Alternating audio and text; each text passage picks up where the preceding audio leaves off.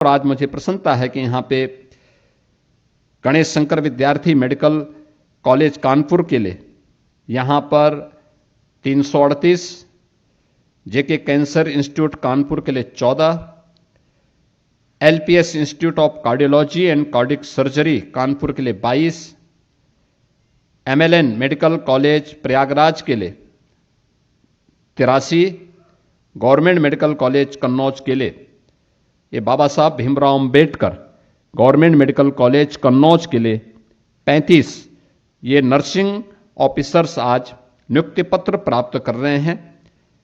इसके अलावा अन्य जो हमारे मेडिकल कॉलेजेज हैं आगरा, कानपुर, प्रयागराज, मेरठ, झांसी, गोरखपुर, अंबेडकर नगर, कन्नौज, आजमगढ़, जालौन, सहारनपुर, बांदा एवं बदायूं, इनमें और जेके कैंसर संस्थान कानपुर तथा LPS institute of cardiology and cardiac surgery Kanpur, इन सभी से जुड़े हुए जो अभ्यर्थी हैं, इनसे जुड़े हुए शेष अभ्यर्थी वहां पर आज नियुक्ति पत्र प्राप्त कर रहे हैं।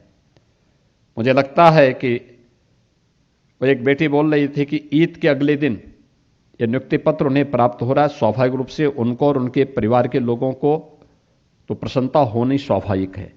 एक गिफ्ट है, सरकार के द्वारा एक गिफ्ट उस अवसर पर नहीं उपलब्ध कराया गया। आप सभी बेटियों को नवरात्रि के अवसर पर और नवरात्रि की जब हम जगत जननी मां भगवती की पूजा कर रहे हैं, उन स्थितियों में उसकी चतुर्थ तिथि को इतनी भारी संख्या में नियुक्ति पत्र प्राप्त होना आपके लिए, आपके परिवार के लोगों के लिए, माता पिता के लिए, अभिभावक के लिए, गुरुजनों के लिए स्वाभाविक रूप से गौरव की बात होगी।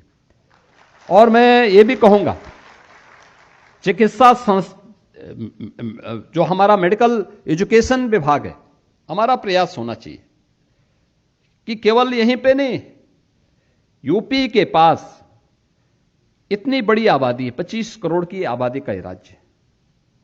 हमें यूपी के सिचुएशन के साथ साथ देश के अंदर भी नर्सिंग सेवाओं के लिए बेटियां कहां कहां पे अपनी सेवाएं दे सकती हैं, उसके लिए भी उनको वहां की भाषाओं के बारे में जानकारी देने का पाठ्यक्रम के साथ ही, बीएससी नर्सिंग के साथ या जीएनएम के साथ, अगर हम मराठी में, तेलुगु में, मलयालम में, तमिल में, बंगाली में, इन सभी में इन भाषाओं की जानकारी, कोई एक भाषा वे लोग चयन कर लेंगे और जिस प्रकार से मेडिकल यूनिवर्सिटी, एसजीपीसीआई, केजीएमयू, आरएमएल, ये सभी संस्थान अपने यहां सिमुलेशन लैब बना करके उन्हें केवल एक सैद्धांतिक ज्ञान ही नहीं बल्कि व्यवहारिक ज्ञान में भी उन्हें पारंगत करने का काम कर रहे हैं। प्रदेश भर के अन्य सभी संस्थानों को भी उसके साथ जोड़ने का कार्य हो रहा है। मेरा मानना है कि इन देश के अन्य राज्यों के लिए भी अच्छा मैन पावर उपलब्ध करवाने के लिए, जहां सुरक्षा की गारंटी होगी, जहां उनकी जॉब की गारंटी होगी, वहां पर वे जाकर के अपनी सेवाएं दे सकते हैं। इसके लिए उन्हें भाषा की जानकारी और कुछ इंटरनेशनल लैंग्वेजेस के बारे में भी, मैंने कहा ना, जापान में हम गए, वहां ये मांग हो रही थी, जर्मनी में मांग हो रही थी, देश के, दुनिया के अन्य देशों में मांग हो रही है कि हमें अच्छे नर्सिंग प्रोफेशनल्स चाहिए जो वहां की भाषा को जानकारी रखते हो। और नर्सिंग में जाने का मतलब एक बहुत अच्छा, वहां पे उन्हें अच्छी सुविधाएं प्राप्त होना। ये सुविधाएं उनके एक बेहतरीन कैरियर के लिए एक अवसर होता है।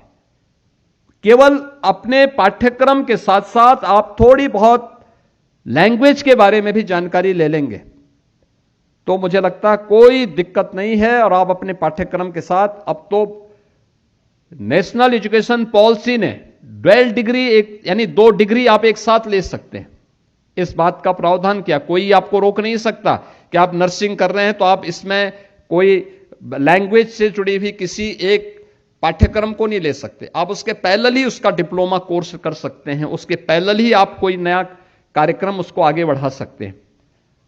और जानने में क्या दिक्कत आ रही है, आप कार्य यहां कर रही है, कोई दिक्कत नहीं। लेकिन अगर आपको लैंग्वेज की जानकारी है और आपका सिलेक्शन होता है तो काफी सम्मानजनक तरीके से आपको वहां पर आगे बढ़ने का एक अवसर प्राप्त होगा। और इस अवसर पर मैं आज एक बार फिर से आप सभी को हृदय से बधाई देता हूं। आपके अभिभावकों को सभी को मैं हृदय से अपनी ओर से बधाई देता हूं। और मैं इस बात के बारे में आपको बता देना चाहता हूं कि जो प्रक्रिया है यही हमारी डबल इंजन सरकार की सबसे ज्यादा विश्वसनीय वो उनमें से एक है कि नियुक्ति की प्रक्रिया हो या शासन की योजना का लाभ बिना भेदभाव के समाज के हर तबके को प्राप्त होगा।